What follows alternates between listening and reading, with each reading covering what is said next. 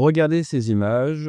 Pour tout vous dire, en me levant ce matin, je me suis posé la question, est-ce que ça serait pas de l'IA? Alors forcément, nous avons enquêté et ce que je vous propose, c'est de débriefer ce que l'on voit actuellement à l'écran. Alors, je vous préviens, c'est encore plus WTF, comme disait le Nord-Américain, et ça se passe au Texas, que vous ne le pensez. Maintenant, attention, des passages basse altitude, surtout venant des forces armées, nous sommes habitués. Que ce soit des avions de tankers, que ce soit des avions de chasse, c'est quelque chose qui a longtemps fait partie de la culture. Et en Amérique du Nord, ils aiment bien regarder Top Gun, les passages bas.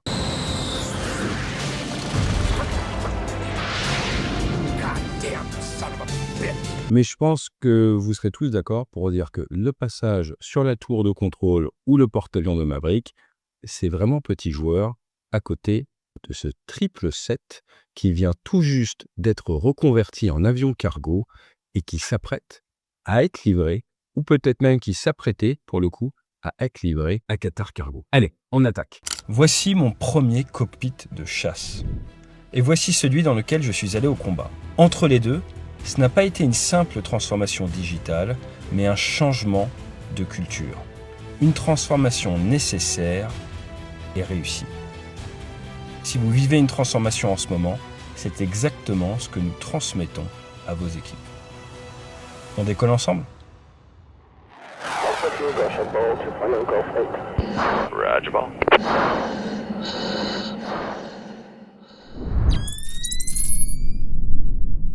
Sur cet avion, vous voyez marqué Qatar Cargo. C'est le client final exposé, mais ce ne sont pas les propriétaires de l'avion au moment de ce survol. Qatar Cargo, c'est 1,43 million de tonnes transportées l'année dernière. C'est 30 Boeing 777F, F pour Freighter, en fait les avions cargo. Ils font environ 87 vols par jour, plus de 70 destinations cargo pures. Et Qatar met également en shoot avec les avions classiques, avec des passagers, du cargo pour 170 destinations. C'est un mastodonte mondial. Peu de personnes le savent, mais Qatar Cargo, c'est un des plus gros opérateurs au monde. En février dernier, ils ont eu leur 30e et dernier 777F du coup, qui a été livré. La ligne de production est fermée chez Boeing et ils ont des 777-8F en commande. Ils en ont 34, mais leur mise en service, elle est repoussée au mieux à 2028 à cause de retard. Et il n'y a pas que Boeing qui fait du retard, il y a également l'A350F. C'est Qatar Cargo, le client de lancement de l'avion européen version cargo. Ils en ont commandé 34 et le programme glisse et devrait être normalement pour le S2 2027 d'après ce qu'on trouve sur Internet. Alors pour compenser un petit peu ces trous, Qatar Cargo, qui est toujours en développement, environ 12% l'année dernière, s'est dit on va aller chercher d'autres types d'aéronefs. Et c'est là où certains acteurs se sont positionnés, comme par exemple Mammoth. Eux, ils récupèrent d'anciens avions de ligne et il les transforme en cargo. Accessoirement, en plus de ça, Qatar Cargo fait des partenariats avec, par exemple, la Global Cargo Joint Business, avec IAG Cargo ou Mass Cargo. C'est en train d'être signé, là. Ils sont une phase pilote pour 57 marchés. Toujours est-il, ça livré, qui est exposé par Mammoth Freighters, qui eux, accrochez-vous bien, l'avion que vous voyez, c'est leur tout premier avion, certifié, terminé. Ils étaient justement en train de fêter ça. Cette entreprise a été créée en 2020, initialement basée à Orlando en Floride. Ils sont adossés au Fortress Investment Group. Maintenant, leur centre de gravité, c'est Fort Worth, au Texas. Et les conversions, c'est Aspire MRO, basé à Fort Worth, dans les anciens locaux d'American Airlines, ou chez STS Aviation en Angleterre, à Manchester.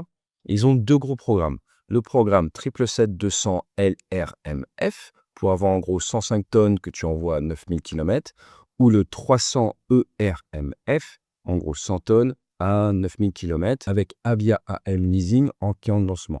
Alors, ce qu'il faut voir dans l'aérien, c'est que tu as beaucoup de compagnies qui ont beaucoup d'avions et qui les louent après derrière. Maintenant, l'histoire de cet avion là que l'on voit est quand même pas banale. Initialement, c'était Cargojet qui les avait achetés et après derrière a abandonné le projet. Et donc, du coup, il y a eu un changement de client et c'est plus Cargojet, c'est Qatar, d'où la livrée. Premier vol d'essai, c'était en mai 2025.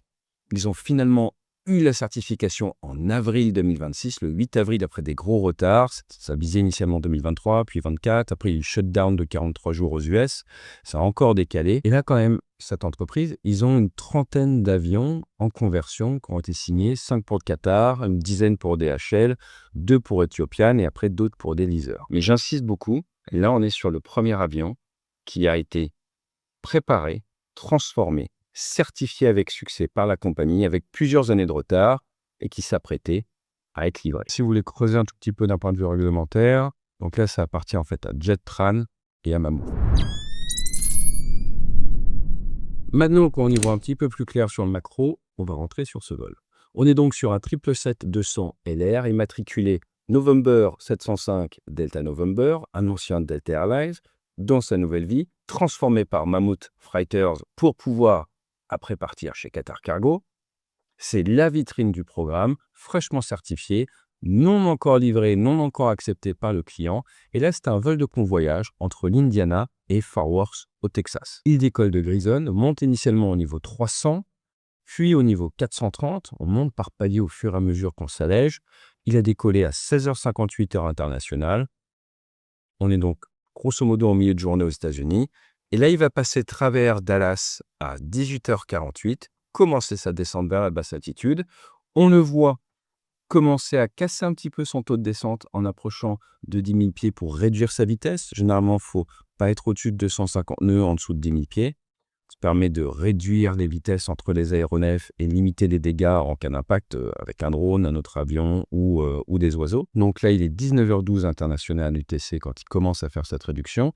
Il va descendre, on le voit, 260 nœuds à 7000 pieds. Et là, il va gentiment descendre, sachant qu'en fait, le terrain qu'il va survoler est à environ 1000 pieds. Et attention, mais oui, vous voyez venir, ce n'est pas de l'IA. Ce n'est pas de l'IA parce que là, ce qu'on suit, en fait, c'est les informations ADS-B, en gros, le transpondeur. Et tout ça a été confirmé par Flight Radar, qui nous dit clairement que le passage va être extrêmement bas, environ 25 pieds, une dizaine de mètres.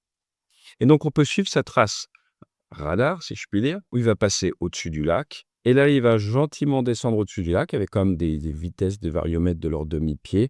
Et on va le voir passer à 19h17 heure UTC à 180 nœuds, l'avion en lice, donc sans sortir les volets, accompagné, regardez derrière, par au moins un hélicoptère. Certains témoins parlent de 2, ce qui nous prouve bien que c'était probablement anticipé. À 180 nœuds, les hélicos ne peuvent pas suivre. Et après, derrière, il va remonter. Et il passera de nouveau le niveau 100, 10 000 pieds, à 19h22 avant d'aller se poser à son terrain de destination. Il a également été filmé du côté du lac. Regardez, on voit bien au niveau des lacs. C'est cohérent. Donc, je pense qu'on peut le dire 98% sûr. Ils ont vraiment fait. Maintenant, attention par rapport à la DSB. Il y a une résolution de l'ordre de 25 pieds. Il peut toujours y avoir des petits écarts. Mais là, en fait, les images viennent être confirmées par une autre source, la DSB, qui nous est confirmée en plus par Flight Radar. Donc, on est clairement sur quelque chose de très, très bas. Et là, souvent, on me dit, mais que dit la loi? Eh bien, la loi, il y en a plusieurs aux US. Est-ce que c'est légal? Vous avez la FAR, donc vous avez les 91.119 qui vous donnent des attitudes minimales de vol. Mais vous devez, en fait, à aucun moment, vous n'avez le droit de mettre en danger les gens au sol. Alors, tu as le droit de descendre en dessous de 500 pieds, décollage, atterrissage. Mais dans des opérations comme ça, tu n'es pas censé faire ça, sauf si tu fais une demande de flyby. Et là, il y a des papiers à remplir, ça doit être accepté. Alors actuellement, on ne sait pas si ça a été fait ou pas.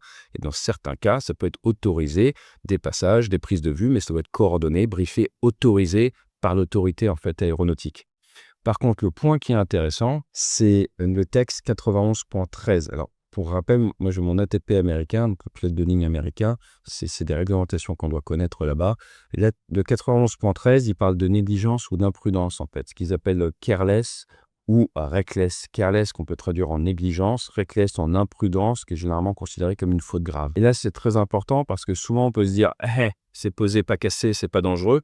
Mais en fait, il y a le 91.13 qui est là pour justement poursuivre des équipages qui sont careless ou qui sont reckless, qui sont négligents ou qui sont imprudents. Et quand on regarde un peu les statistiques, c'est pas mal arrivé en fait. Entre 93 et 2002, la FAA, donc l'autorité américaine, a lancé 200 cas de poursuite. Entre 2016 et 2025, il y a eu 20 cas. Et il y a un cas quand même, moi, qui m'a beaucoup fait rire quand je préparais ce dossier. En 2008, un Gulfstream 2 qui a fait des passages bas au-dessus d'une plage et après passage bas au-dessus d'un terrain pour, accrochez-vous bien, l'équipe de tournage de Girls Gone Wild. Je vous laisserai googler ce que c'est, le faites pas quand il y a les enfants.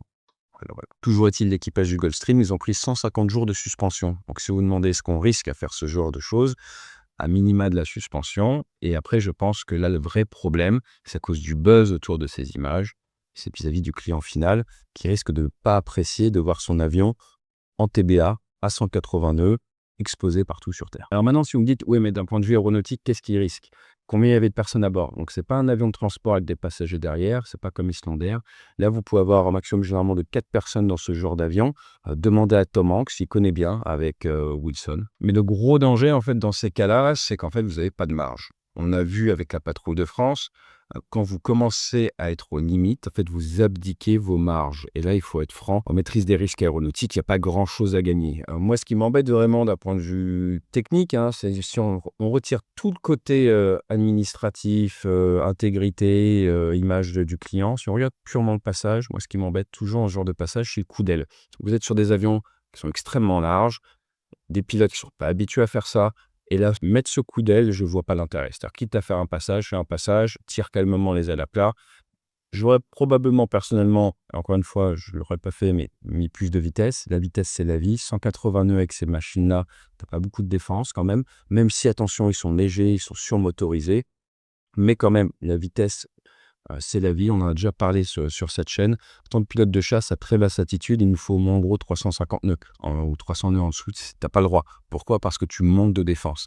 Donc, soit tu as de l'énergie potentielle de pesanteur, tu montes et tu peux être plus lent, soit tu descends. Donc, tu n'as plus d'énergie potentielle de pesanteur, donc tu compenses par de l'énergie cinétique, par de la vitesse. Donc, si vous devez voler à basse altitude, gardez du badin. Voler bas et lent, en fait, vous abdiquez les portes de sortie. Et l'aérien, c'est ça, l'aérien militaire surtout, où on est constamment en train de devoir prendre des décisions, on fait de la maîtrise de risque. Il faut accepter des fois, là, je suis obligé de voler bas à cause des missiles adverses, et du coup, je vais très vite. Maintenant, c'est un coût en pétrole. Je planifie ma mission en fonction de ça.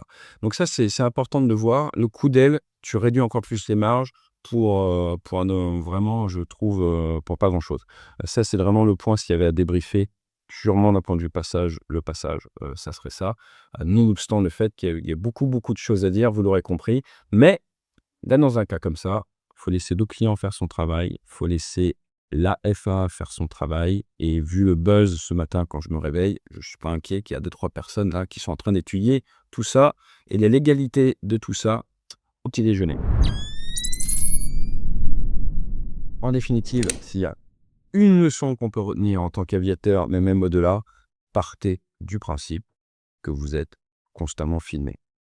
Et ça tombe bien, ça a tendance à vous aider à être intègre, à faire ce qui est juste, même lorsque personne ne regarde, puisque là, pour le coup, partez du principe qu'on vous regarde tout le temps.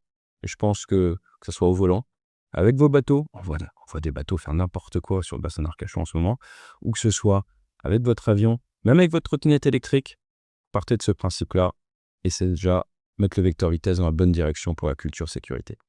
Je vous dis à très vite sur la chaîne. On a un montage là qui est en attente de validation avec une histoire qui devrait vous intéresser entre des avions de l'OTAN et des avions russes. Et sinon, on est en train de préparer également l'interception d'un Sukhoi 24 par un Rafale. Regardez ces images. Dites-moi si ça vous intéresse qu'on tourne ça aujourd'hui, qu'on vous montre dans les prochains jours. Je vous dis à très vite sur la chaîne. Pourquoi pas en intervention de votre entreprise sur le bassin d'Arcachon pour ne pas faire n'importe quoi dans le ciel.